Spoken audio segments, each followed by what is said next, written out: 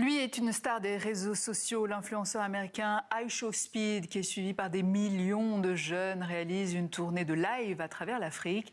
Une vingtaine de pays et cultures à faire découvrir à certains Afro-Américains qui les connaissent mal. Anne-Sophie Pierry, Hugo Barbieux et Corinne Lenoir.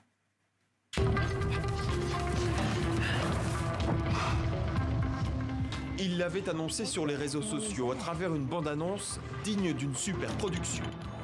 Visiter 20 pays en Afrique en 28 jours, voilà le nouveau défi que s'est lancé la star américaine du streaming, iShowSpeed. Let's go! À 20 ans et avec plus de 120 millions d'abonnés sur YouTube, Instagram et TikTok, Darren Watkins Jr., de son vrai nom, est devenu un phénomène sur les réseaux sociaux. Il commence par faire des vidéos de jeux en ligne, mais sa popularité, il la tient de ses réactions surjouées et de ses défis extrêmes. En 2025, il lance un concept, rencontrer ses fans dans plusieurs pays et mettre en valeur la culture locale dans des scènes de rue ponctuées de sauts périlleux devenus sa marque de fabrique. Le tout diffusé en direct sur sa chaîne YouTube.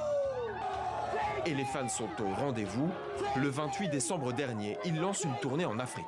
Des dizaines de milliers de personnes se massent pour le voir à Nairobi.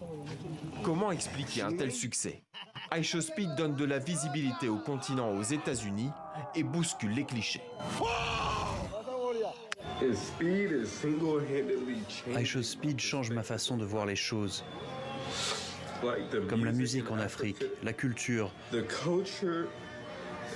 Chaque aspect là-bas me fait me sentir tellement bien à l'intérieur. Et ça me donne envie de quitter l'Amérique.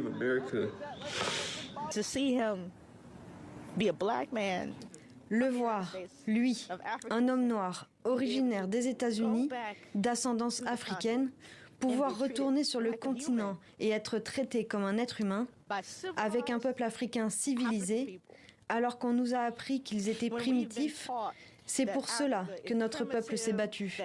C'est pour cela qu'il s'est battu contre la ségrégation. De l'amour et de la considération, iShowSpeed n'en a pas reçu à chacune de ces étapes africaines. En Algérie, il a dû être évacué du stade Nelson Mandela d'Alger, où se tenait la Supercoupe d'Algérie.